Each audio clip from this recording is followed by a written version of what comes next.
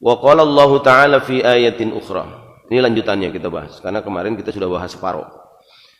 Dan Allah Subhanahu wa taala berfirman dalam ayat yang lain, ya ayyuhalladzina amanu la tulhikum amwalukum wala auladukum an dzikrillah wa may yaf'al dzalika faulaika humul khasirun.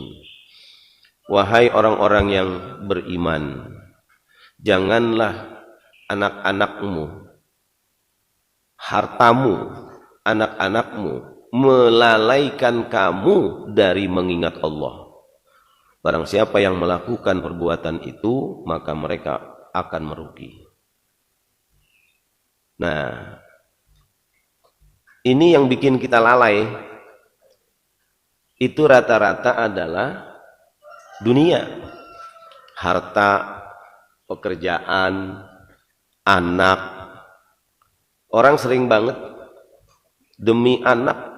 Ya, kan udah demi anak udah susah tuh. Sungsang sumbel apa yang dikerjain sampai ninggalin sholat gitu. Jadi semua itu karunia Allah, rizki yang Allah berikan berupa harta, berupa anak, keturunan, kekayaan, pekerjaan,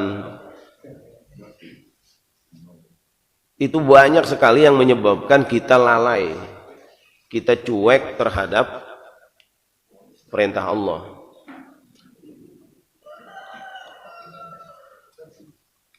Lebih mengutamakan, bahkan sampai dalam pikiran kita lebih banyak kita mikirin yang itu, urusan dunianya dalam pikiran kita. Lagi sholat mikirin duit, ada nggak? Iya,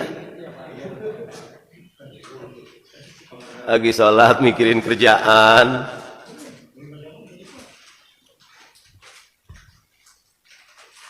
Ada motor rusak, tibang motor rusak itu sampai ke sholat kepikiran motor.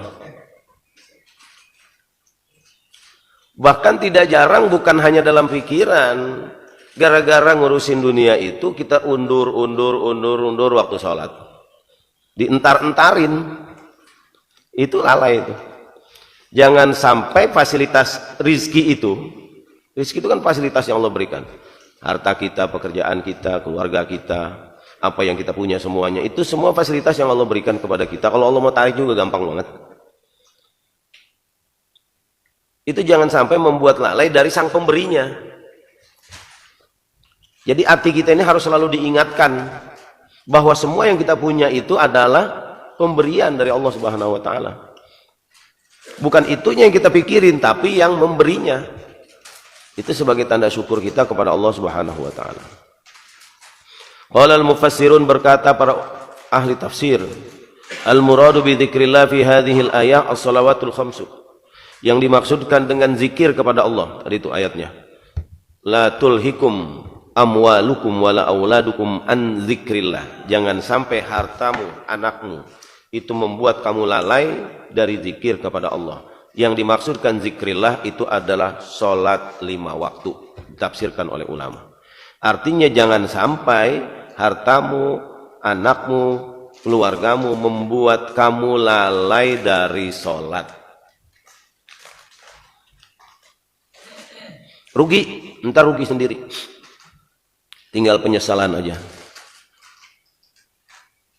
Apakah kalau orang enggak sholat itu terus dia sukses usahanya, dia untung? Kelihatannya doang.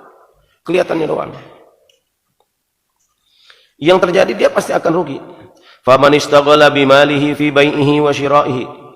Barang siapa yang sibuk aja urusannya dengan hartanya, dengan perniagaannya, jual beli, dagang, wa ma'isyatihi wa di'atihi, usahanya, sawah ladangnya, wa auladihi, anak-anaknya, anis sholat, dari sholat, sehingga dia tidak melaksanakan sholat atau mengundur-undur waktu sholat fi waktiha, kana minal khasirin, adalah orang yang rugi.